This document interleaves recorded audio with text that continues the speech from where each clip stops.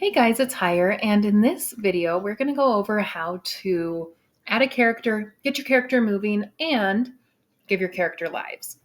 In the last video, we added a tile map to your game, and we went through and added a background as well.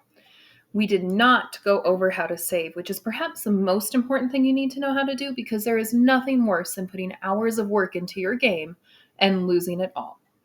So the very first time you save, you want to go to Menu, Project, Save As. And I always recommend saving it to the cloud. That way you can access it from a variety of devices, not just one. When you get in here, you're going to want to select a service. If you're one of my students, I recommend Google Drive. You have to use Google Drive because it's the only thing we have access to, but use whichever one works best for you. It will ask you to sign in, so you're just going to click on stuff, go through, do whatever you need to do to get signed in. A lot of the time you have to give it permission to make edits to your cloud. Go ahead and give it all of that. And then when it gets into here, you just want to save your game with a very easy to find name. So I'm leaving mine as test project and I'm hitting save. Then you can see this little floppy disk up here. Anytime it's black, that means you have made changes and should hit the save button.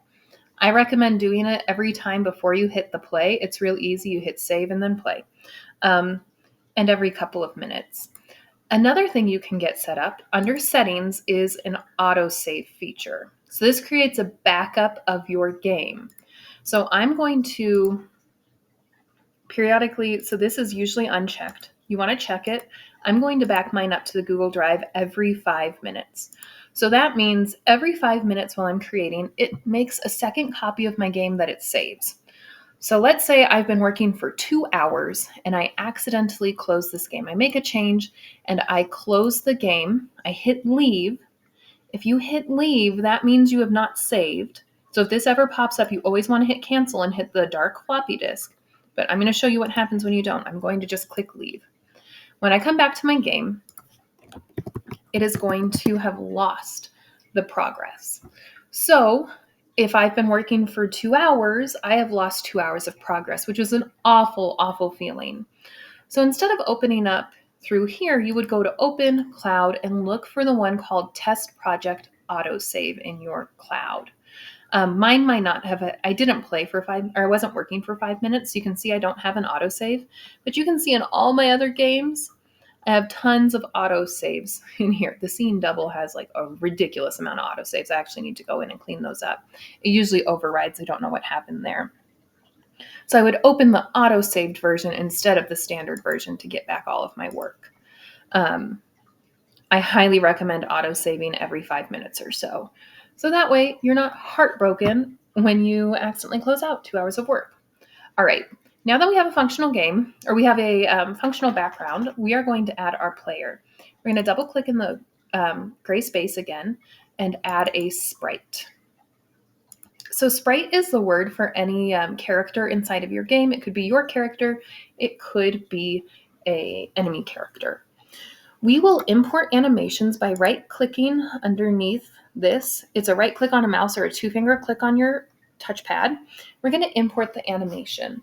Now, it depends on files or strip, which way you're going to do it. That totally depends on what you're actually importing. So, for example, when I am going to import from my Scene Multiples game assets, I'm going to import it from files because all of my characters, every single one of their animations has its own individual file. So you can see I can kind of click through and go to each different frame of the animation. So like the bat has 3 different frames as 3 different files. Now, not every character is created like that. One of the characters I'm going to use in my game, I really like these little pixel art guys. They're really cute. I'm going to use the owlet as my shop owner. You can see when I go to, let's see, I want the idle animation. Idle is what we call just like standing still, waiting to go do something. You can see it has all 4 frames of the idle animation in one. This is called a strip. So I'm going to show you how to upload both so you know how to do both. And we'll use both over the course of our game. So first I'm going to upload I'm going to go from files and add my little alien character because that's who's going to be my main character for the game. So I want to come under my Kenny. I can go into tiles and find it under characters. And then let's say I want to do pink this time. I'm going to click on one, hold down shift and click on the other. So that way it selects all of the tiles. If I wanted to get like a bunch of them in a row, I click on the first one, click on the last one, and it gets them all. Or if I needed to get out of order ones like my green, I could click on that green, hold down control, click on that green, and it just selects the two. So I'm going to hold down shift, get those two, and hit open. Now I have a little animation. When I hit play, you'll see it does a really fast movement. It's not looped, so I do want to set it up as looping. I'm going to delete this. I'm going to call this my walk animation. A speed of 5 loop. When I hit play, you'll see, so cute. There's a couple things we want to look at on this animation before we go. The first one being the collision box. So the collision box is what is going to hit anything else. This is like the solid part of your little animation. I want my little guy to look like it's leaving the ground every time it does this jump, or it does the walking animation. And in order for it to do that, I have to actually pull down the collision box so it's touching the bottom of my sprite's box. And in this one, it's already touching the bottom. So it's going to look like it goes up in the air when it walks.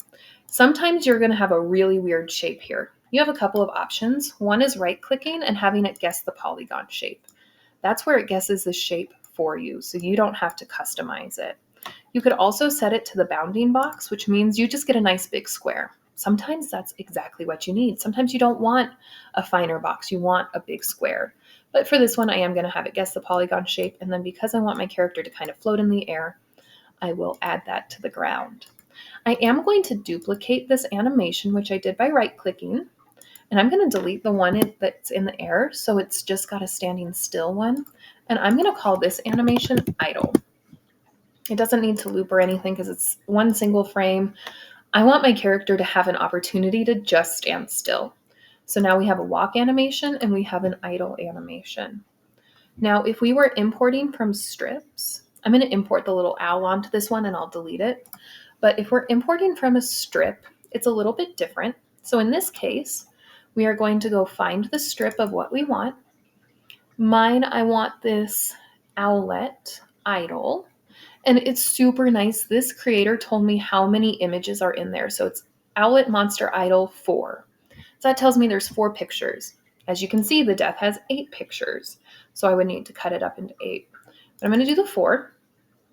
There's 4 horizontal cells. Those are side-to-side cells. So there's 4 different pictures across.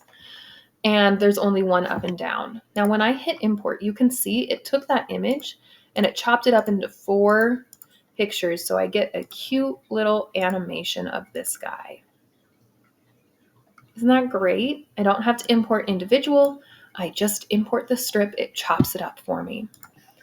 Sometimes it does a really bad job of guessing how many there are. So sometimes you have to go count yourself. All right, so we have a walk animation. We have an idle animation for our character. The only thing I do want to do is I want to flip everybody. I'm going to do, flip them one more time. I'm going to do apply to animation so that both of these guys are facing to the right because I know that my character is going to spend a lot of the time facing to the right, and that's the way I want it to face when it first lands in the game. So I have my character here. I can zoom in a little bit. It's really tiny. You can drag here, but you often get kind of odd results. So if you want yours to be bigger, which I do, I'm just going to come into here and resize the same way I did the background. I think I want it to be like 1.5 times bigger. So I'm going to set that to 36 and I want it to apply to everything. So everything goes up to 36. Ooh, you can see the eye looks really weird. Let me undo this. Maybe I don't want to do it that way. Because I did not like the way that eye doubled in size. Let's try doubling. 48. Okay, that looks way better. The eye doubled in size, much nicer that time. And you can see it's a lot bigger, fits the screen a little bit better. I want to put it a little bit off the ground, and we have to get it moving. The way we get our character moving, one big thing. I am going to rename this. Right click to rename. I want to call this player. It is so important that as you're coming through stuff, you change the names. If you just have like sprite 1, sprite 2, sprite 3, all the way through like sprite 50, you will get confused. Change the name. So I'm going to call this player, and I'm going to give the player character a behavior of platform. That means it already has all the physics and movement built in. You don't have to create any of the code. It's the best. I also want to add the behavior scroll to. That's going to make the camera follow my character as I move around the screen. And then finally, I don't want my character to be able to go outside of the layout box. I want it to stay in. This is totally optional on you, whatever your preference is. Some people like them being able to go out and just fall into nothingness. I want my character to be stuck. So now when I hit play, the character is going to fall down, land on the surface, and be able to walk around. The default for this is using arrow keys. You can see, sorry, the dog is growling. You can see I've got arrow keys to move around. I can jump. And I fell. I don't actually love that. Maybe I'll get rid of the behavior of bound to layout. Yeah, let's get rid of bound to layout. That way they can fall off. We'll mess around with this as we're going and until we're happy. Now you'll notice the character always looks like it's moving. It never idles. And when I fall, I just disappear and I stay fallen forever. So let's fix those two things. And this is where we're going to start using the event sheet. So every layout, when you click on layout, it's going to have a name. Let's name this one level 1, just for our brains, easy to remember. And it's going to have an event sheet it's connected to. I typically only use one event sheet, and I connect every single layout to the same event sheet because it makes it really easy. I don't have to redo code, especially if you have limited lines of event sheets or you have limited actions. This is very helpful. This is where you can also do things like show the collision polygon. So maybe I don't want to see that when I'm editing. I just want to check it sometimes. That's under layout. Let's go to our first event sheet. So in the event sheet, you can add events. Events have triggers or conditions, and then actions that happen because of that condition. So let's start with setting up the movement. Now the movement is done with the keypad, so we have to add the behavior, or we have to add the object of the keyboard. Now that the keyboard is in, we don't need to put it on the screen or anything. It's just part of our game. We are going to add an event that says when let's do on key pressed. So when the right arrow key is pressed, we want our little player to not be mirrored. So mirroring just has it flip back and forth so it's facing in two different directions. Well, when we're hitting right key, that's the way that the sprite is facing normally, so we want to set it to not mirrored. We can copy and paste that using Control-C and Control-V and change it so now when we're hitting the left arrow, it's set to mirrored. What this will make it do is it'll make your player flip back and forth in direction. So it kind of looks like it's walking. It's facing the way it's supposed to. You see that? That looks good. I still can't make it across the lake. So let's add double jump so I can try double jumping. I clicked double jump over here. Now I want my character to look like it's walking when it's moving, and when it's not moving, I want it to look still. So let's add some more text for that. So on the player, we're going to use down here under platform behaviors, we're going to select is moving. So when our player is moving, we want it to play the animation of walk. I'm going to hit backspace, double click on that.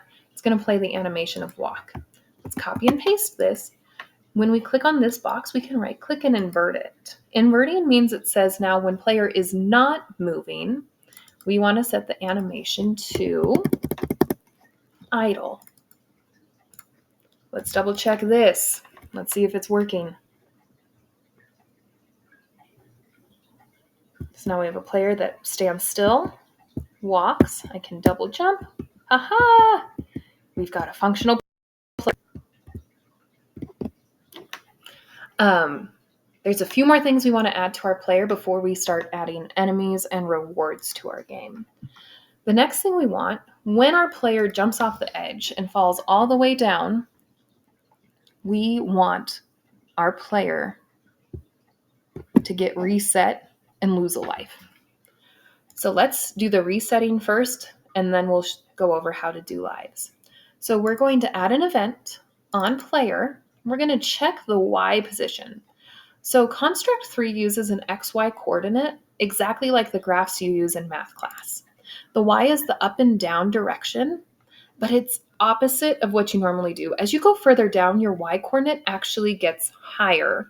Why they've done this, I'm not sure. I'm sure it made sense when they were coding. Maybe it's something that's just beyond my knowledge, but I can just tell you it's a little confusing because as you go down, the Y gets higher.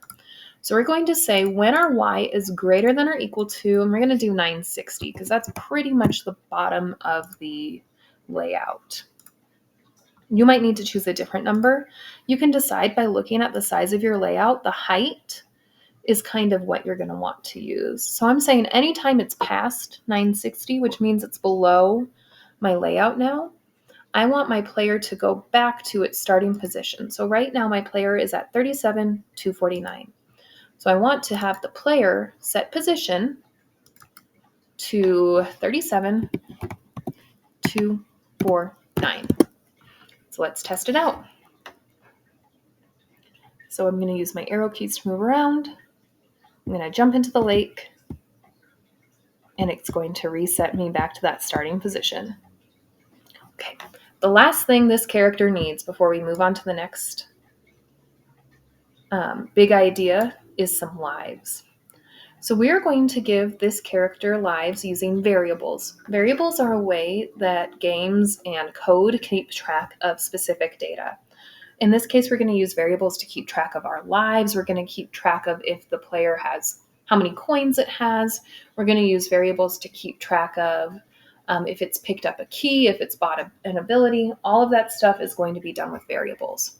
There's two types of variables in this in Construct 3. The first is an instance variable. That is something that is connected only to this sprite on this layout. So if we go into layout 2, we lose it because it's only for the player in layout 1. This is really helpful for like enemies. You're going to want to use enemy lives. That'll be an instance variable. Because our player comes with us from level 1 to level 2 to level 3, we want to make our player lives a global variable. So I'm going to click down here in the open space and add a global variable. We're going to call this lives. It's a number, and we're going to start with 3 lives. And every time we die, we want to get rid of a life. So like in this case, when we fall, we are going to get rid of 1 life.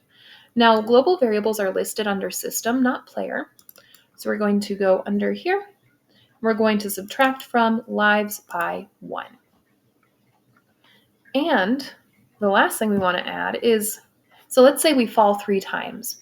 Well, what happens when lives get to 0? We want to tell the computer what to do. So we're going to come under here, go to global and local variables, and we're going to compare the variable. We're going to say when lives are equal to 0, then we are going to restart this layout. So that's under layouts, restart. You can also start typing in the search box and it'll pull up whatever you need. So we're going to restart the layout. That resets everything for you. You don't have to do any resetting. So this is most of our player code. And I'm going to get a little fancy. Groups are totally optional. I love having groups because it lets you really organize your code nicely. So I'm going to take all my player code and add it under the player code group. Now, if I don't want to see my player code, I can hide it all. The only problem with using groups is this is listed as an event. So if you're on a limited number of events, this can be a problem. All right, so we have a player that moves around and can lose a life, but we have no way of showing how many lives we have. In the next video, we're going to set up a HUD. So that's a heads-up display that shows lives and coins and all that stuff. And we're also going to get coins going, so we have something to collect as we are playing our game. Thanks for watching, and I'll see you in the next video. Don't forget to save.